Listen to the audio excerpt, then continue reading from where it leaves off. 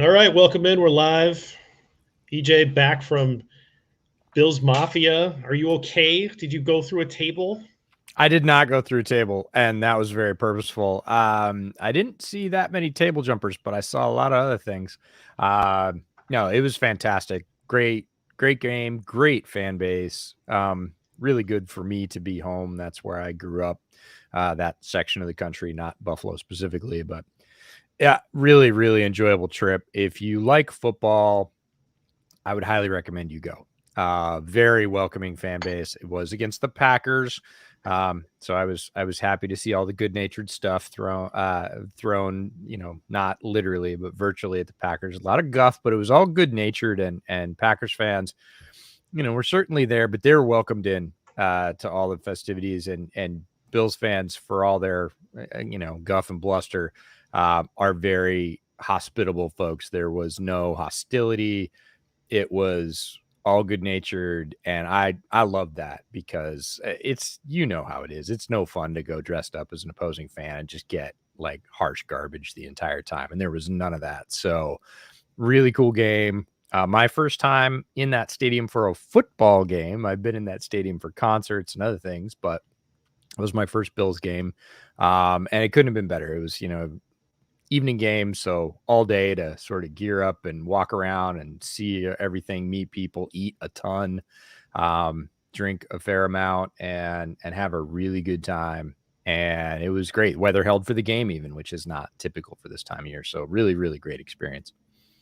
I've only been to Buffalo the one time. Spent 3 or 4 days there. I ran a half marathon. That was my New York race that I ran, and first of all, it was a heat wave, Oh, which does not happen very often in Buffalo. no. But we had a heat wave, and they even made shirts up like "I survived the Buffalo half marathon" or marathon if you ran that far.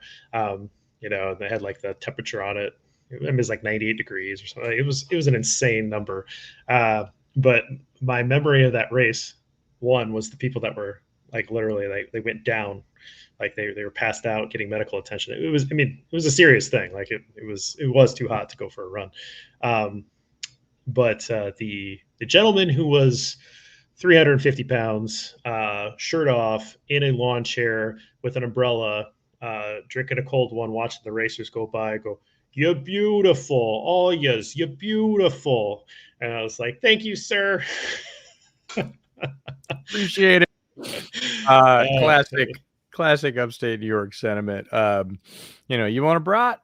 That right. was the overwhelming thing when you're walking through whatever, is even if it's a little weird. You cut through people's, not necessarily campsites, but they become campsites because people are out there from Friday on.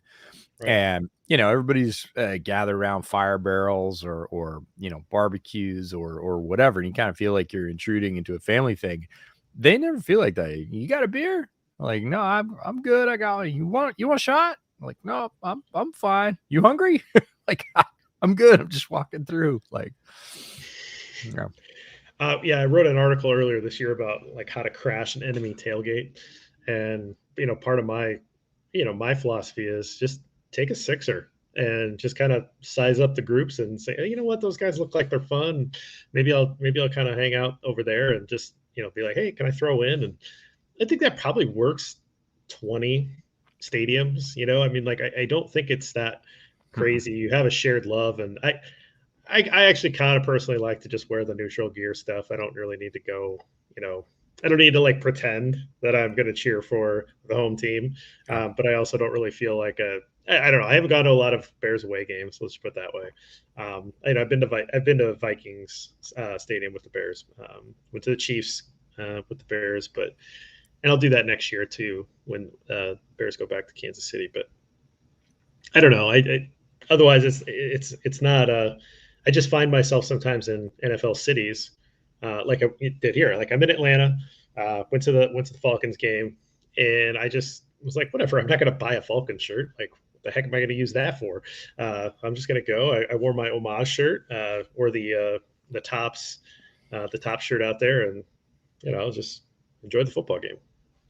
Yeah, It can be a very enjoyable thing to do. I ended up wearing my bootleg shirt in Buffalo colors because, again, my entire dad's side of the family is from Buffalo, and um, Bills fans are great. They love their team very deeply, and Bears fans can certainly understand that. I think most fans can understand that, but with the Bills fans, it's a little bit different. It really does run to a different level. We were out for lunch on Friday. Got to see my uncle. I was staying with my aunt, their brother and sister, and we were out having lunch at a place right kind of kitty corner to the stadium. Just happened to be where my uncle wanted to go, not because it was near the stadium, but because he likes the food. And it is literally kitty corner to the Big Tree Inn, and the Big Tree Inn is this little block bar with nothing else around it, where the Bills Super Bowl teams used to go. They would take the rookies there because it was like the closest bar to the stadium. So if they weren't going to, once Jim Kelly got there, if they weren't going to Jim Kelly's basement, because Jim Kelly's basement was a completely decked out bar, they would go to Big Tree. They would take the rookies to Big Tree and all that. So we're right across a place called Danny's South.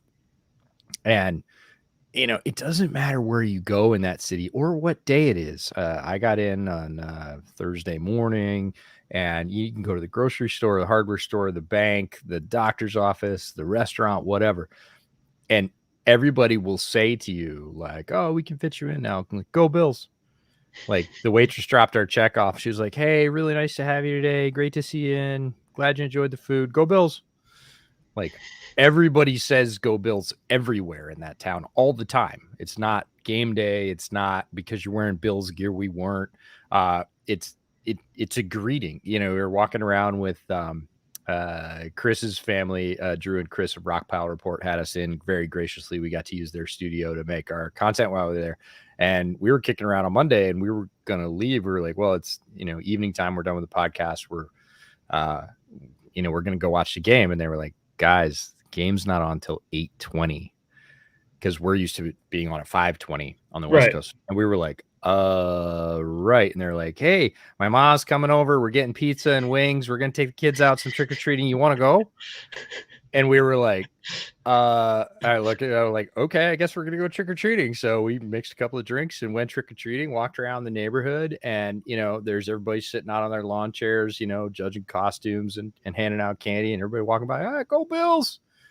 Like, it's just the thing in that town. Buffalo is a Bills town. Yes, it's a sports town, but it is a Bills town. They love the Sabres, they love the Bisons, but it's not the same.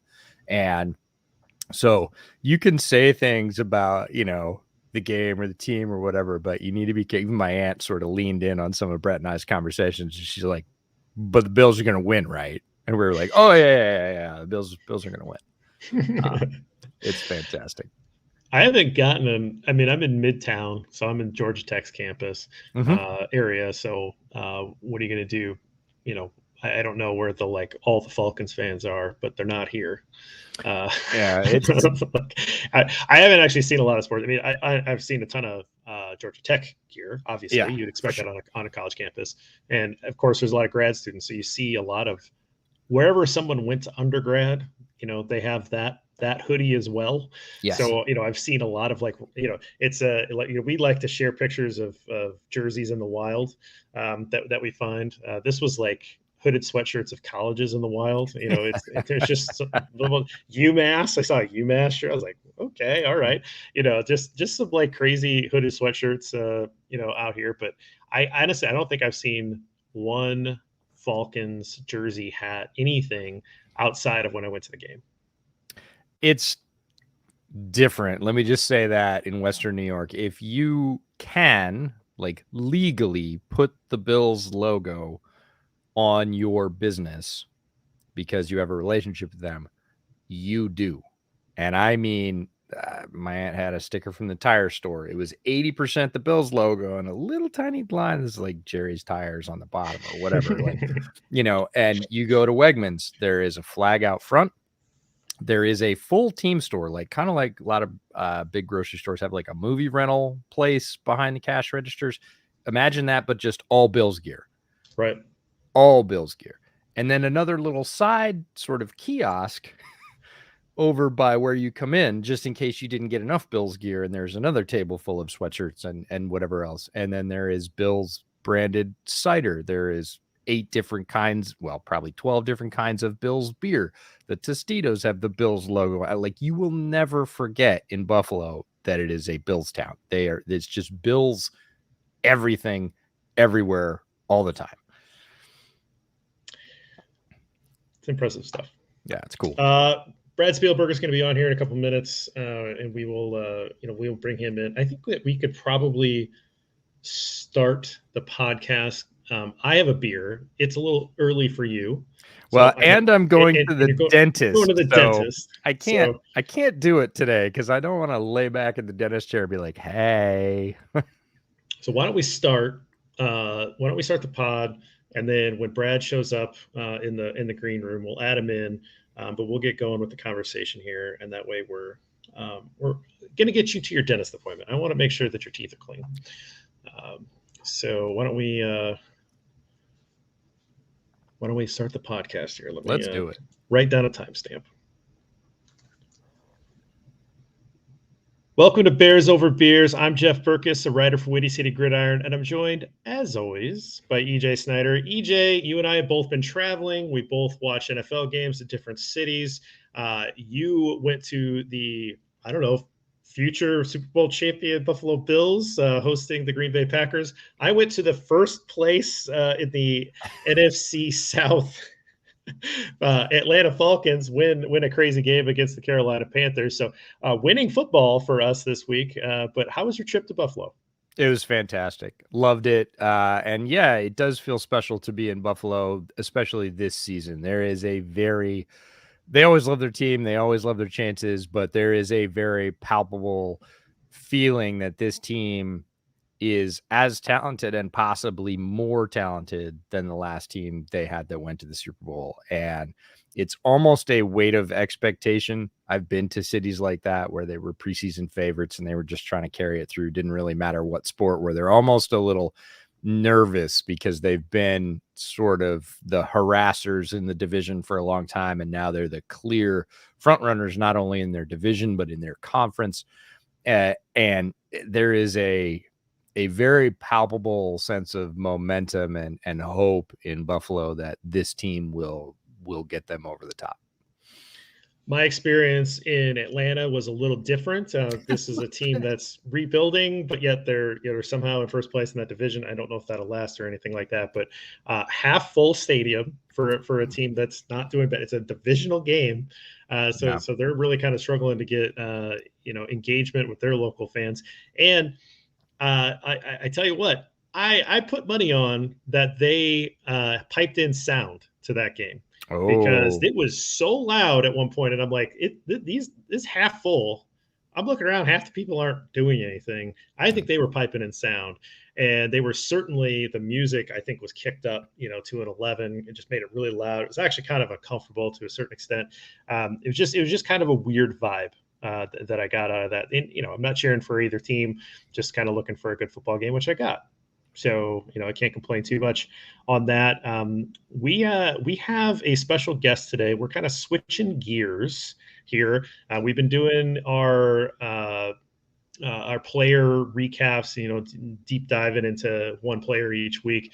But with all of the trade deadline activity with new general manager Ryan Poles, I wanted to get a perspective that I thought that we would both benefit from and our audience would enjoy. And so we are bringing back our favorite guest, Brad Spielberger.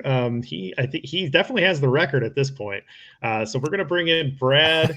Brad, you are number one in our hearts and in our programs at this point in the record books. So Brad, thanks for joining us today. So much for having me back. It's far too kind. I got a little craft, little southern, little hidden gem. It's called Modelo. I don't know if you've ever heard of it. It's all I had in the fridge. But anyway, thank you guys so much for having me. Glad to be back. I had a Negro Modelo the other day down here because we were out, and that was pretty much what they had. I did stop at a local liquor store, and this is Pretoria Fields is the brewery, and I am in Atlanta, which is the home area of Justin Fields, and this is the Walker's Station Stout, and so we will check that out. So for Brad and I, we're on the East Coast. Wow. It's basically happy hour, so we're good to go here. It's happy hour on the West Coast for those of us that work for ourselves, but not for those of us that need to go to the dentist after this, because that's just not a great mix. Very true. Well, I think your dentist probably appreciates that. So I'm sure he does. So Brad, we had a lot of activity by new general manager Ryan Poles here near the trade deadline, and including the last day of the trade deadline. And so I want to work through the three major trades that Chicago was involved with. We can touch on some of the other ones around the league if you want at some point, but I want to talk about it from the perspective of what does this tell us about the new general manager? What are the cap implications, good and bad? How does this work from like a team building perspective? Being able to shift money from one position to another, being able to shift money from defense to offense, that kind of thing. That's kind of what I'm looking at, that team building philosophy stuff that we can glean off of these moves. So I want to start with Robert Quinn. That's probably the easiest of the three. So let's start there. Yeah, so we'll definitely jump into kind of how that looks holistically and all the things you just touched on. I would say here specifically with Robert Quinn, more of a timeline move in my opinion, more of a, look, this guy is not in the long-term plan of the Chicago Bears right now.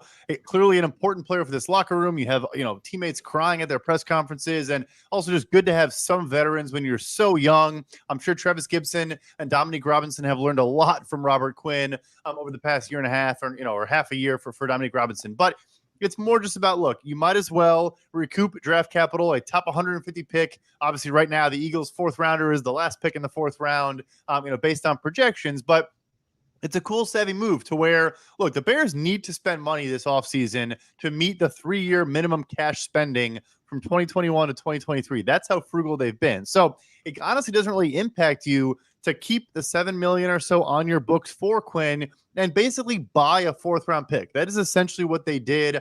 I'm not certain without doing that a team would have even offered like a 7th-round pick. And I'm not saying Quinn is bad. I'm just saying $7 million for a half season of Robert Quinn for another team is a lot to stomach. So I think it was a good maneuver, a smart idea. Cool to send him to a legitimate contender in Philly where he can be part of a rotation at edge, not playing as much and probably being more impactful on a per snap basis. And why not for Chicago? Just, buy a nice 4th-rounder. Yeah, you hit on something that I think is really important that fans, I think in general, I think a lot of fans are very savvy, but in general, fans have not caught up to the financial implications of contract remaining, and in your point, minimum cash spending. They definitely don't go that deep. That's your territory. And so they look at the compensation for a player and they think, how good is this player, either in my mind or as the team sold them to me as they acquired them, and what did they get, and why do those match in my mind, or oftentimes in fans' perspective, the big cry, not match. Why didn't we get a first rounder for a guy that set the single season sack record? And I think the three of us understand that pretty clearly, but there are really deep financial implications. When this contract was signed, Pace went all out to throw cash at Robert Quinn to get him to come to a team that was not performing very well. That's what you have to do in the free agency market. We even thought he went a little bit over that. And to your point, you can't just foist that off on another team. They're not going to accept that. And so people were like, I can't believe we're paying the money. And I kept saying to folks, if Poles didn't want to pay the money, Quinn's not going anywhere. No one's going to accept that. And my thing was, I would have loved to seen it done earlier in the offseason. And there was some conversation about that, but the Bears apparently at that point were not willing to match any of that salary. And he stayed because of that, even then.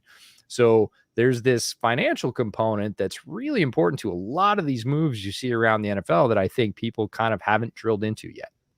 100%. To touch on Quinn specifically, I talked to a club source before the season and said, hey, is there a chance your team, a team that I think needed edge help, is there a chance you guys trade for him? And he's acquire Robert Quinn. He said, acquire, is he getting cut? Because that's the only way we're acquiring Robert Quinn. And so, again, we're not here to mock Robert Quinn. He's coming off an 18.5 sack season. He is a very productive player in one of the more important facets in all of football, but it's always about value. I mean, you nailed it. It's the toughest thing with projecting these trades. And look, all I'm pulling from is historical data, both on the player's actual production and performance based on a bunch of different metrics. And then also looking at how many years were left in their contract and what was the actual value, the cash remaining on those years. That paints as much of a picture as those production metrics, because that's how the team's reviewing it. It's asset buying. You're buying considering both the floor and the ceiling. Quinn could have 15 sacks the rest of the year. He could get hurt tomorrow and not play for the Eagles. Like, they're weighing all of these things, and that complicates the equation for sure. Brad, I'm curious, in your experience kind of tracking this, because I think anecdotally I have an idea of where these pinch points would be, but where are the leverage points throughout the NFL calendar where you see some pressure to make trades? I would assume at the draft, right? There would be some motivation because you would have instantaneous capital at your fingertips to acquire players. I would assume camp, right, has some level of that where guys are shaken out and you don't really want to cut them. So you try to get some value. And then the trade deadline. Can you talk through the calendar and kind of size that up and where we're kind of seeing more here on the trade deadline lately? So those are the big three. And then the one other is, I think you can see a trend now of team plays a couple weeks in the season. It's 2 or 3 weeks into the year. And they say, look, we maybe didn't recognize in camp that we have a glaring need at this spot, or we suffer an injury, we lose depth, something happens beyond that. And they think, look, before this falls off the rails, before this becomes a serious problem, let's address this now. X team over here might have a little bit of a extra surplus amount of talent at that position, so maybe they'll be willing to make a deal. But yes, those deadlines of cut down days and training camp when you see what you have, and of course the deadline now. Also, just a side note: 10 deals yesterday, twice as many on a deadline day as any year the last decade. We are in a different era in the NFL. Player movement is unlike it's ever been before. But yeah, those pressure points, deadline spur action is kind of the quote that Andrew Brandt and guys love to shout. It's true, and teams are always working up against those deadlines. Before we move on to Roquan, does this move in a vacuum reveal anything to you about Ryan Poles? I think it revealed that he is always going to be thinking long-term and short-term, and, is willing to, make decisions. Look, like George McCaskey probably doesn't love the idea of spending $7 million to buy a 4th-round pick, which, again, is what they did. I'm sure, you had to sell it to ownership to a degree. I think it shows he understands you can't, these little deals. Look, the 4th-round pick could become a bust. Like, it's a reality, but these little edge cases and these little deals are how the smart GMs, like a Howie Roseman, the guy he was dealing with on the other side of this, they win in 1 or 2 of these and things break their way and they land a good player with those picks, and it can change the entire landscape of your roster. Well, let's go ahead and move on to Roquan Smith. So this one came, I don't want to say as a surprise, because I think in hindsight, it sure looks like all of the pieces were there to put together. But I think when it came across, it was like, oh, okay, you have my attention, sir. So instant feedback from you on what your feelings were when you heard about compensation, heard about landing spot and trade partner here, and maybe from the Ravens perspective, what they see out of this move and why they would make this move, and then maybe how the Bears got here with Roquan, who looked like he was maybe the most talented young player on the roster at one point.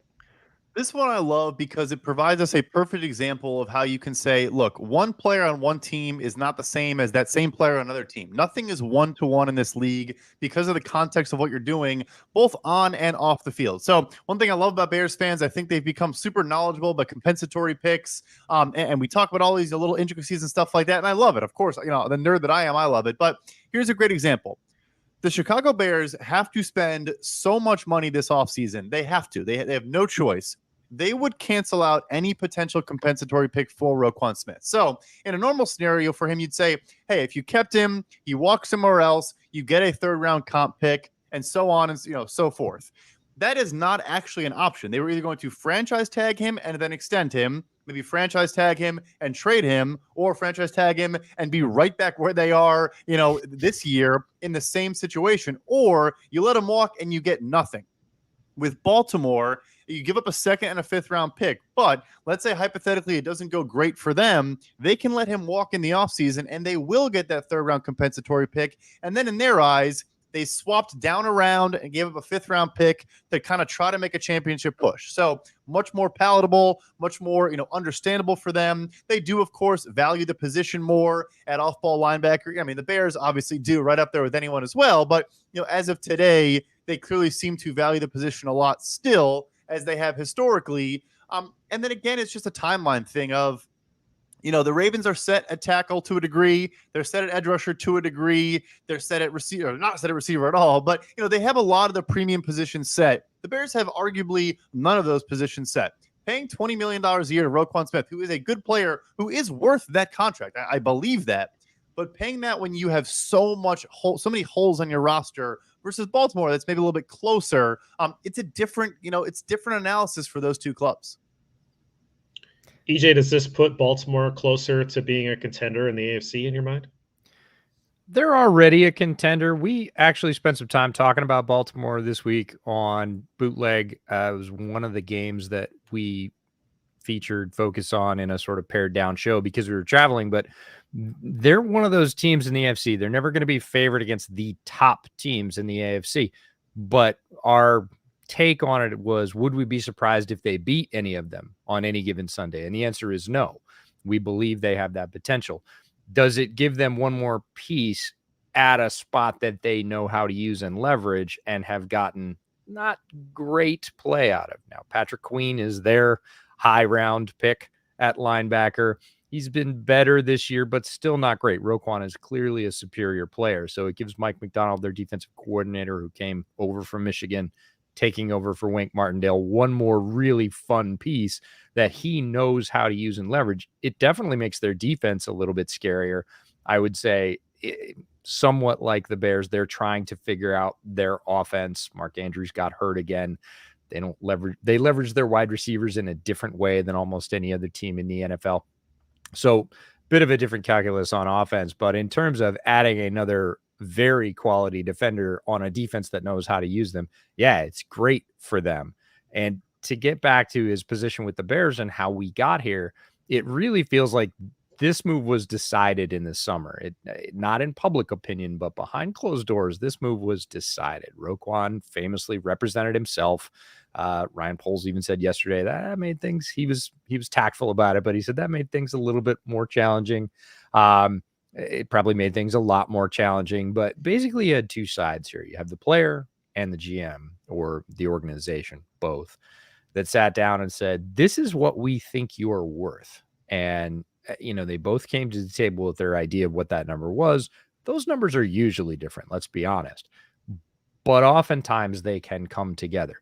I believe those numbers are far enough apart in this case where Poles said, hey, we think you're a good player. And in what we need to do here in our balance of offense and defense and youth versus experience and everything else, this is the value we assign to you. And Roquan said, no way.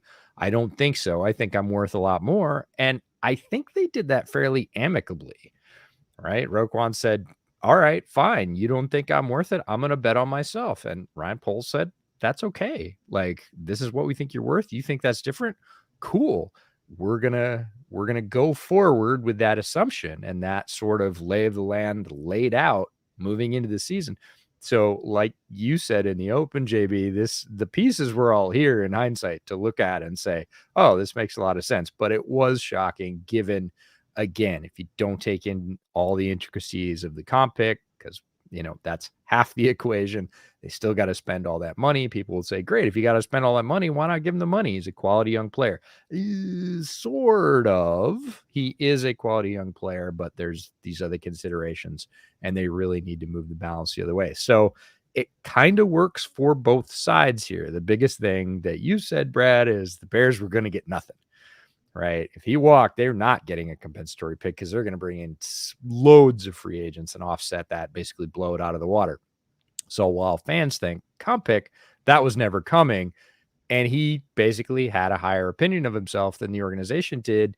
They found a very good place to put him off to. He has a much better chance to win a ring sooner in Baltimore than he did hanging out in Chicago. And people will play the loyalty card and say, oh, the team that drafted you. I understand that. That all comes into play. But when this shook down, Roquan ends up with a great team where he can play a very significant role. The Bears end up with some compensation, and Baltimore ends up with a very palatable price for that. I don't really kind of gamble for that test of a player. Brad, I'm curious. I'm going to kick that to you. EJ kind of brushed on it. I said it as well. What does this say about Ryan Poles in this move? What does this tell you in terms of positional value, in terms of where he wants to potentially put his dollars, in terms of the roster on defense or the split between offense and defense? You feel like you can tell that from this move?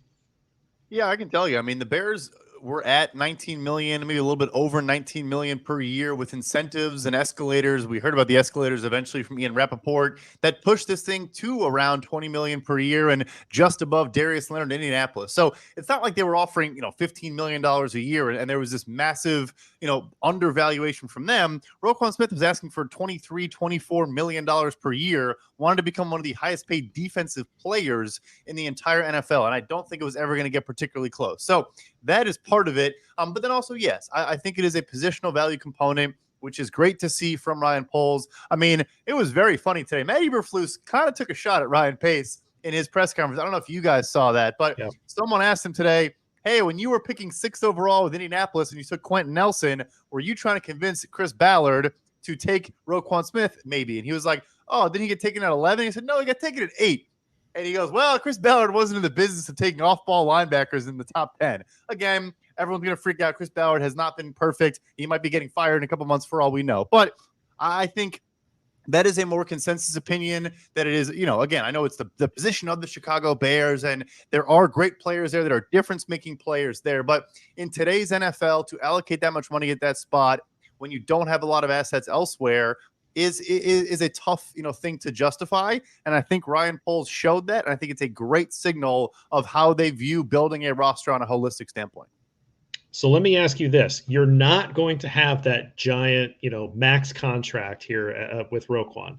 So where do you see that money going? Do you see that staying on defense to put into like a 3 technique or a corner or something like that, maybe it's Jalen Johnson, right? When he's due for a contract, or do you see that money being reallocated over to the offense and really trying to build up that line and the wide receiving core?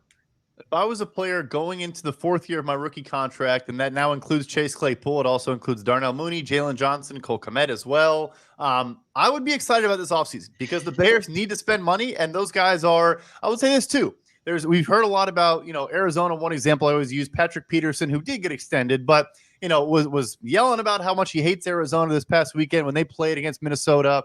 And apparently a lot of guys in Arizona got frustrated over the years that they would never invest in homegrown players and kept just signing guys from elsewhere. So you do need to manage all these things. Robert Quinn is different than a Roquan Smith. I would understand if some players kind of, look at the Roquan Smith situation and say, hey, this guy came in, he's a leader, he works hard, he shows up, he's a good player, we still traded him off. So I think all those guys could potentially get extended. Free agent-wise, I do think they're going to go back to the well at 3 technique, or even honestly just like a John Hargrave's kind of more of a 1-0 tech, frankly, than a 3 technique, but address the trenches on a very significant level. Maybe Elgton Jenkins reaches free agency because Green Bay doesn't know what they're doing, and you have the Luke Getsy connection. Maybe Mike McGlinchey in San Francisco because they have so many big contracts now. I think trenches is where they spend their money. Receiver, there's always not a ton of options, but I think both Claypool and Mooney could be signing extensions this offseason based on how the rest of the season goes. EJ, I could see the balance on offense. It is going to be really interesting to see what they choose to do with the line. And if you're a Bears fan and you're wondering why should I watch the rest of this season, if you haven't already been excited over the past couple of weeks about the movement we've seen since the mini bye, which has been significant, this is the reason to watch with these additions, right? It's not that these are going to generate wins or a ton of positive momentum. immediately. It's how they fit, how they grow. Are they candidates for those extensions for some of that money? Will they be here longer term? Like Chase Claypool's 1.5 years. Mooney's hitting his window where he can be extended. I think most fans assume Mooney will be here. I think that's a pretty good assumption. He is a homegrown player that has outplayed his draft value, certainly. But who are the others, right? We see the balance at running back. We're going to be trying out different offensive line combinations. Braxton Jones has shown some really good things in the run game. Does he continue to develop? Or, hey, are you looking for a left tackle target in free agency, which would be incredibly expensive? All of those things are the sort of balancing points to watch throughout the growth and development of the rest of the season. That's what we said going into this year, is figure out what you've got first in Justin Fields, then in everything else, and get ready for this year that Ryan Poles is very clearly setting up for. What's the current number, Brad? 134 million? Maybe about 125, but yeah, I know I touched on it real quick. I don't want to get too far in the weeds, but like they literally need to spend cash to reach the minimum. It's a CBA mandated rule, so yeah, not going to dive into it, but like they have no choice but to spend a lot of money. It's not even a cap thing; it's a cash thing. Yeah, right. And you hope that it's not a Jacksonville situation where they're throwing crazy money at people just to get them to sign. You do want to reward some of those homegrown players. Because honestly, we've talked about this. I've talked about it with Lester on the other show, where there's this idea that they're going to let David Montgomery go. You don't pay running backs, and it's like, well, if it's a reasonable contract, I'm okay with bringing David Montgomery back because they have the money. Like the money's not the issue right now. And if he's a leader and if he's a good player and you see a role for him, then it's not an insane thing. I think they need to flip the carries distribution between the two guys and have Herbert have more carries. But that's a conversation for another time. Montgomery could be in line for some of this money too.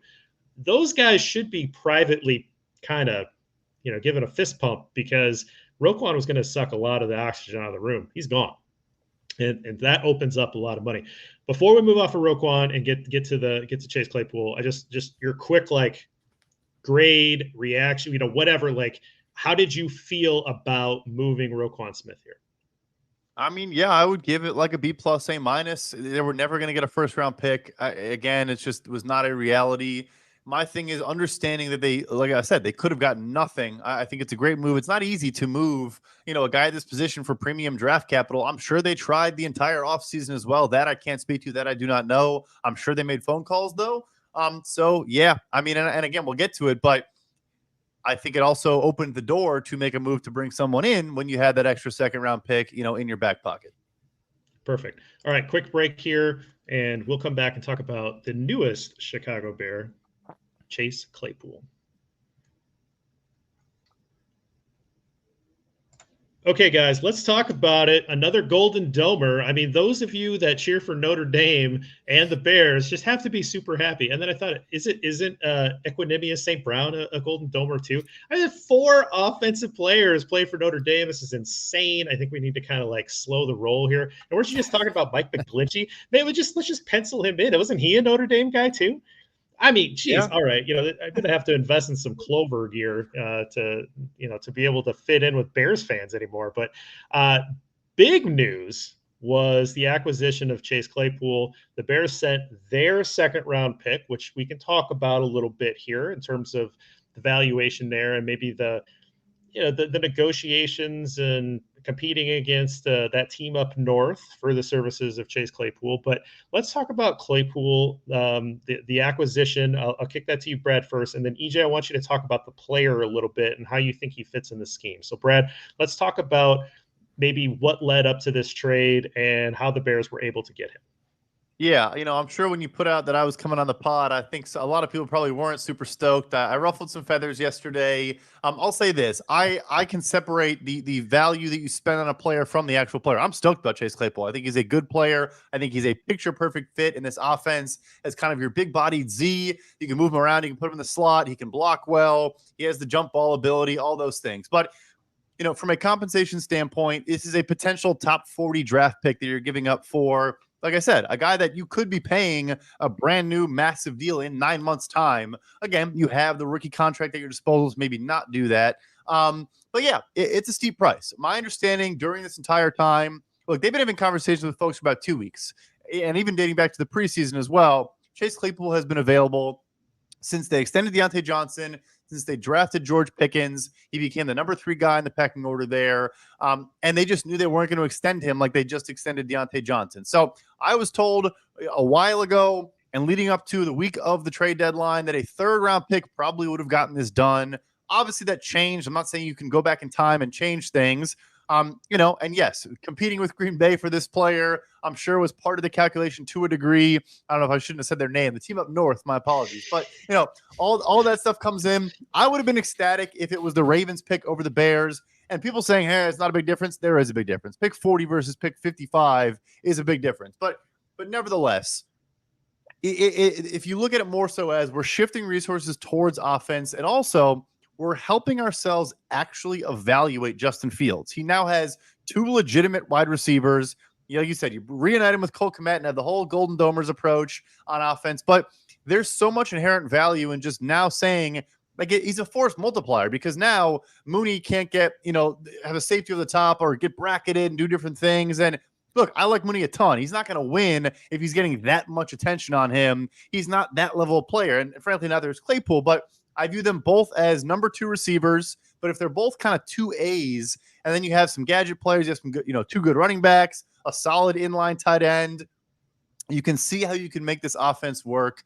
So yes, I do objectively think it was a little bit of an overpay, but that's not going to bother me. 10 minutes after I said that and tweeted that out, I'm already dreaming of, how much fun this offense is going to be. I'm with you. I got it. When they came out and Albert Breer said, it's the pick they just acquired, Courtney Cronin, ran with that. So I saw it multiple places that, hey, yep, it's the Ravens pick.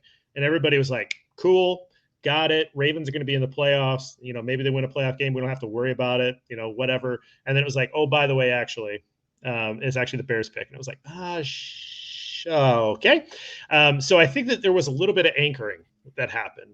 And so you had already kind of, not you, Brad, but we collectively, the people that are on this stuff in real time, saw it as, okay, we've already made the determination that this is what it costs. And then it was like, oh, by the way, actually, it was more expensive because, the Bears pick is going to be worth more than the Ravens pick. So I think the anchoring effect actually kind of colored a lot of our feelings here, because we had already assumed what the cost was. But then after that, you started to hear a little bit more about, well, the Packers raised their price. 2nd-round picks were on the table from both teams. And then it came down to the Steelers saying, well, which team do we think is going to finish with a worse record? Right. And they thought the Bears. If they thought the Packers were going to tank and that the Bears were going to win a few more games than the Packers, they would have taken the Packers pick. Right. So, yes, the Bears beat the Packers for Chase Claypool because the Steelers think they're a worse team. But that's okay, because I do think this is going to be, in the long run, pretty good for the Bears. So, EJ, let's talk about the player. There's a relative athletic score. You want to see, it lit up like a Christmas tree. It is green. It is a very athletic player. What can we expect when he gets on the field and starts getting a package of plays? A lot of things. And right before we get to that, I want to pose the question to both of you, which is, because you brought up the anchoring effect, and I'm going to talk about the anchoring effect in a different relation to Chase Claypool, but for that pick variance between the Ravens pick that was acquired and the Bears pick that ended up being spent, to you guys, is it worth it to keep this player out of Green Bay? You're talking about a 15-ish pick difference? Is that about what you're guessing, Brad? Yeah, I think so, around there. Yeah, 15, but again, 15 in a much higher level of picks, right. exponential value for picks up there. But to you individually, even now that you have had some time to cool down, thinking it was the lower and it ends up being the higher, because that is always a sort of swallow moment where you're like, darn.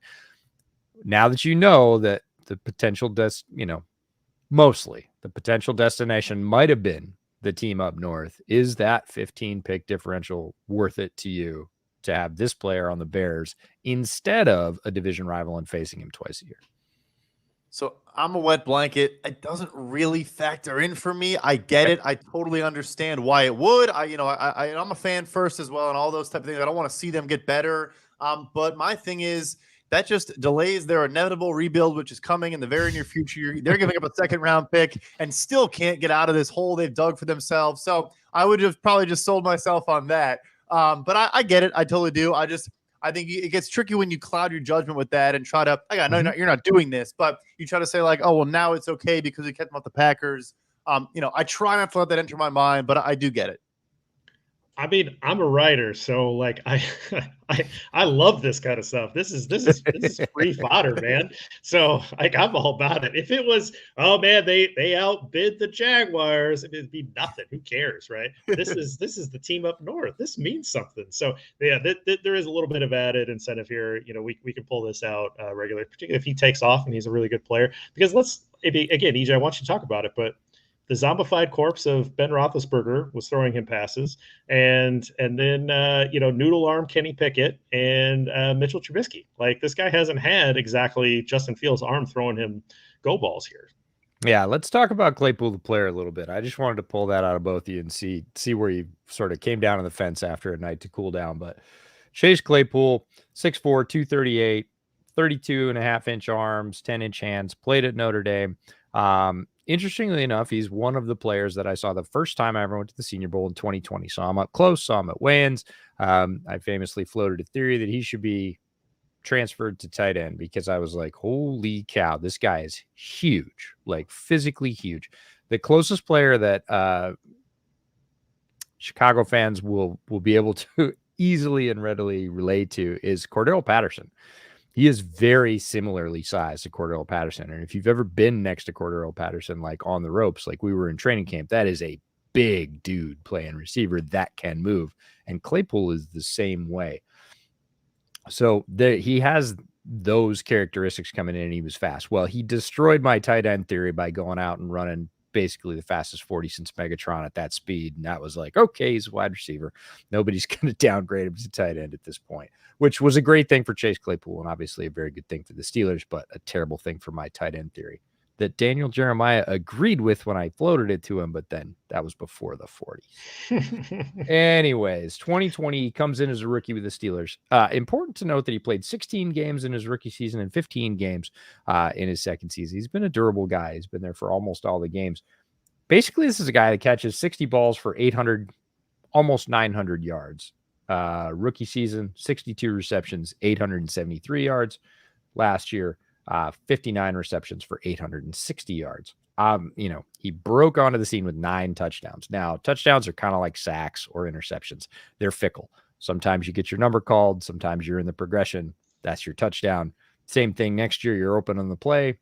Maybe it's a swing to the running back and you don't get that ball. So everybody paid attention to Claypool. And in terms of the anchoring effect that I referenced earlier with that little bit of foreshadowing, if you thought the pick swap was a big deal, the Bears had a chance to draft Claypool when he came around the first time. And a lot of people wanted that to happen, including me. They didn't. Ended up with another Golden Domer. I get that. But there was a very real sense that he could be a Chicago Bear at that time. So if you were cheering for that at that time and you're upset about this in any way, you kind of need to look at yourself in the mirror and say, basically it happened just a couple of years later with a little more NFL experience. Getting to what Bears fans can expect. Brad touched on it a little bit as a swappable Z. He does play in the slot and can play that big slot role, the one you see in Dallas with CeeDee Lamb and many other receivers around the league. He was somewhat sort of forced into that role when he was a rookie for the Steelers, but he can also play outside because he is big enough and fast enough and strong enough to be a jump ball receiver. One of the most interesting stats about Claypool is that his contested catch rate has skyrocketed this season. So playing with Trubisky and Pickett, he's gone from a high 30s contested catch rate to a mid 50s contested catch rate, which means basically every other ball is a contested catch for him. So he does have that ability. He does have the ability to go up and pluck it. Big athletic player, again, long arms, big hands, very physical. Does have some issue with drops, but you are going to see, hopefully, his speed matched with Justin's arm. That's what folks have been clamoring for in Chicago is Justin Fields, when protected in the sort of play action drop back or even from the shotgun, a very good deep ball thrower outside the numbers. And that's a somewhat rare skill set in the NFL. There are other guys that can do it. Very few that do it as well as him. That is one of his key sort of green areas for, hey, I throw a really accurate deep ball outside the numbers past 15 yards. Claypool can go get a lot of those, whether he's lined up in the slot or he's lined up as a true X. Also a factor in the blocking game, again, because of his size and power. I mean, he's a very, very muscular dude. So that's going to, David Montgomery's going to love that when Claypool seals the edge on some 5'10", 185 corner and just buries him. That's going to be a very popular thing. So I see him as a fit. They get a year and a half, really, 9 months to evaluate him and decide how he fits, whether he meshes with Justin. There will be routes, and this happened in Pittsburgh as well, where he runs the wrong route, or he drops the ball. He has been somewhat immature in his development in that way, and it frustrated Steelers fans to no end. You're still going to see some of that. He is not immune from that. He's not past that, but you are also going to see 55-yard balls that he plucks away from a safety, knocks the guy down and keeps running. And that's going to be a thing. EJ, do you think that there's a chance that he may have actually landed in the perfect environment for him to become a better professional? Because he has Cole Kmet there, who he was college teammates with, right? He has Justin Fields, who by all accounts is a really dogged, determined worker. He came in with Ben Roethlisberger, who's going to be a Hall of Fame quarterback.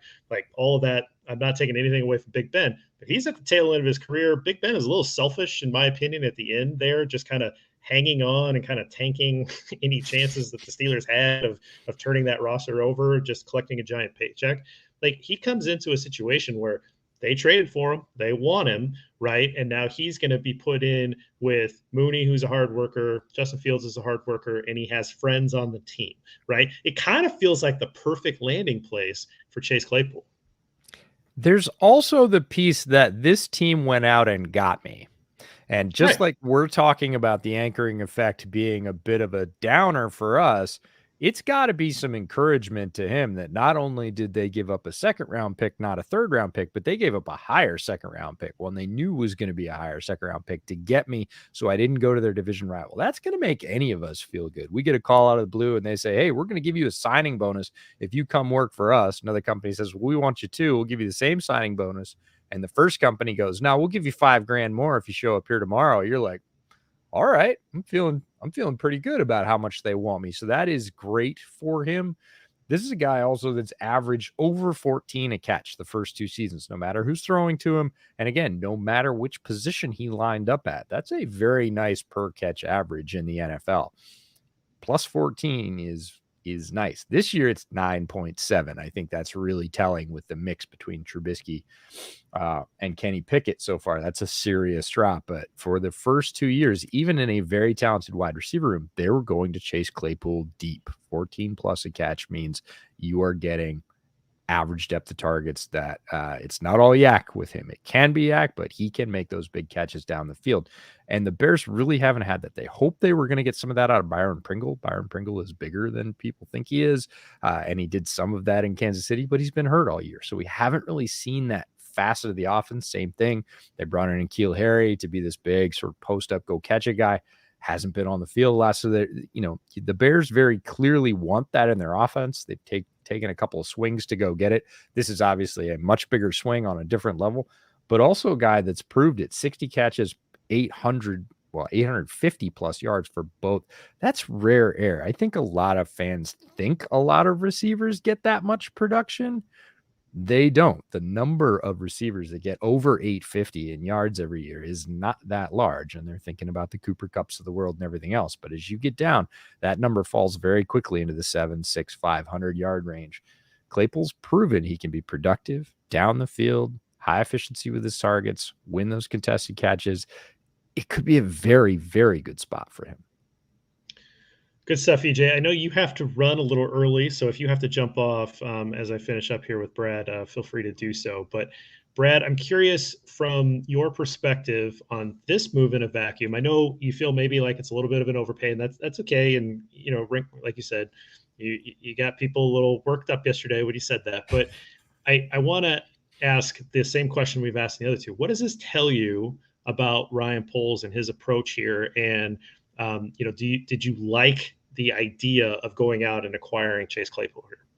The idea is phenomenal. Like I said, I agree. I think he's a perfect fit in this offense. He's different than the guys they have. I mean, all the things EJ mentioned. He also runs like a couple jet sweeps of games. Like he's such an athlete. He can do everything. The 41-inch vert that was 90th percentile on our PFF database based on his height and weight. Like it's hard not to like it. And actually, a commenter on this feed, kind of poking fun at me. He said, "Relax," but I tweeted this yesterday. I agree.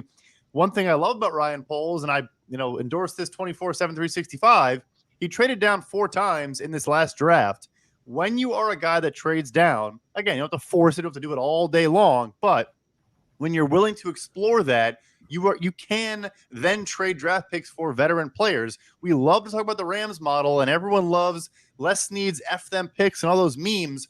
No GM has traded down more in the draft in the last 5 years than Les Snead. He recoups a lot of that draft capital that he gives up by doing things like that. So I get the shifting of the resources to offense, figuring out what Justin Fields is with a picture perfect match in this offense for what he wants to do. Like, for example, like I like Jerry Jeudy as a player, but he's not as good of a fit with what Justin Fields does well as Chase Claypool is. So I love all that. And then last piece, I trust Ryan Poles. That he even kind of, in my opinion, there was a tone of he knew it was, he had a radio hit. I want to say on 670 yesterday, and you could tell he kind of knew, like, yeah, we paid a premium, we paid a price here, but the free agent market is not good. The draft class isn't supposed to be great. Obviously, EJ would know better than me there, but that's kind of what I've heard. Maybe he's disagreeing there. Hey, well, Quentin Johnson, I've been watching that guy with a hawk. There's some dudes this year, but speaking of premiums, you're going to have to, the way the league is going, you're going to have to go early. They're going to go in the first round, top half of 2 rounds, right? So you're going to have to take one of those very premium picks. And like you said, the Bears are not one player away. They have multiple holes across both sides of the ball. If a great left tackle's there, a great 3 tech is there, I would not be at all surprised to see them do that. I know it's early for that talk, but to get those really premium guys, and Claypool was one of those guys. Don't forget, this was a big, fast, productive guy that was highly sought after, and you're going to have to spend one of those picks. This gives you freedom to not have to do that right now, whereas if you didn't, again, you thought the clamor was bad for drafting a wide receiver last year. Imagine what it's going to be next year if they hadn't made the Claypool move. 100%. Yeah, no. So I think we're all on the same page. And like I said, I want to take a step back and look at everything in its totality. I think all signs are pointing up for Ryan Poles. He's made, a couple first-year GM mistakes, as they all tend to do. But I think his vision is sound. His philosophy is sound. And he totally gets what the modern NFL calls for and how to be successful as fast as possible. And I am very optimistic about this team going forward. Yeah, I think to kind of follow up on your guys' point there, one, the free agent market for wide receiver does not look promising this year. And he even Poles, being he, mentioned that in his comments, like, hey, we're looking at this and we're not excited about what we're seeing here. Plus, you get a half a season of Chase Claypool coming into the system. And, even if he's not taking full-time reps on the field, he's going to get some game experience playing with Justin Fields as he learns the playbook. So you get the benefit of that half year to really hit the ground running in the offseason, and hopefully they work out together in the offseason. But he's seeing the landscape, right? Like he's seeing that, hey, I'm not loving what I'm seeing out of the free agent. If I have to go into the draft and have to take a wide receiver and maybe even have to take 2 wide receivers, that really limits my strategy going in there to be able to really build this whole roster up, because now I know I have to come out of here with certain position groups. So in a lot of ways, it really does show a guy that's thinking about things holistically. Well, I would love to talk to you forever, Brad, but I'm not going to do that. Quick beer report. This is a solid little oatmeal stout. Nothing wrong with it. I hope Justin, he probably doesn't listen to this show, but just putting it out in the world that I'm down in his hometown area and drinking a Georgia beer that has his name on it. Gotta love it. Gotta love it. So, Brad, how is this little brewery that you found? Yeah, the Modelo, the Cerveza, it was a good, smooth finish, refreshing. So yeah, all positive over here. All right. And JB, you were in the home of Anheuser-Busch. I mean, Anheuser-Busch is also headquartered in Atlanta, and you avoided that. So, Really? Is this that? It's not in St. Louis? well, St. Louis, I mean, they have a huge brewery in Atlanta. It's one of their huge regional distribution breweries is in Atlanta for the entire Southeast. So you're probably not that far away from it if you're on Georgia Tech's campus. It's really I close. mean, I could have just bought some Coca-Cola. I mean, that's really coulda. You know, Coulda. It's true. Not bears over sodas. It's bears over beers. well, sometimes it's bears over bourbon. I'll tell you that much. Yeah, that works too. That works hopefully it's less of that. But we have had bears over sodas for multiple reasons. But we do try and avoid that. We do have a reputation to uphold. EJ, anything you want to plug before we get out of here? Yeah, I'm gonna hop on with Travis, who is the media guy for the Dolphins, previewing Dolphins Bears tomorrow. He contacted me while I was in Buffalo. Always good to be hanging out with Travis Wingfield. Great dude. So I'm not sure if that's going to be live stream or pod. I think it's going to be pod, so it'll publish prior to the game. But great opportunity to talk Bears with a very knowledgeable Dolphins guy, which is really, really cool. And Brad, everybody should be following you in your work if they're not already. I would assume they are. We get the added benefit of you being a Bears fan, but you are the best, cap guy out there. So it's always nice to be able to understand the contracts and how this all fits in. So Bears fans, we're a little lucky, but Brad, plug your stuff and anything interesting coming out for you here. Well, first off, thank you a ton. I appreciate that. Yeah, I mean, I did a roundup of every deadline trade and a grade for both teams. In all those trades, it was a much larger undertaking that I envisioned going into it. It was almost 5,000 words in every trade. So, well, not 5,000 each. But I'm not a lunatic. Maybe I am. But anyway, so yeah. Depends who you ask. But yeah, so check that out. I'm doing a mid-season kind of roster ranking based on how the season has started, how rookies have developed, how obviously how the deadline changes things. The Bears were 32nd on the preseason ranking. I didn't write that. Little teaser: they will not be 32nd in the ranking coming out in the near future. But yeah, you can find all my stuff at pff.com and of course on Twitter at pff_Brad. Awesome stuff, guys. Really appreciate Brad hopping on here. EJ, appreciate you fitting us in before your dental appointment. Make sure you get a clean checkup and all that. And we will get out of here. Don't really have a lot of time for Q&A today, so apologize for that. We're going to just kind of hop off here. But really appreciate your time, everybody. And until next time, when we get to back to doing reviews, bear down.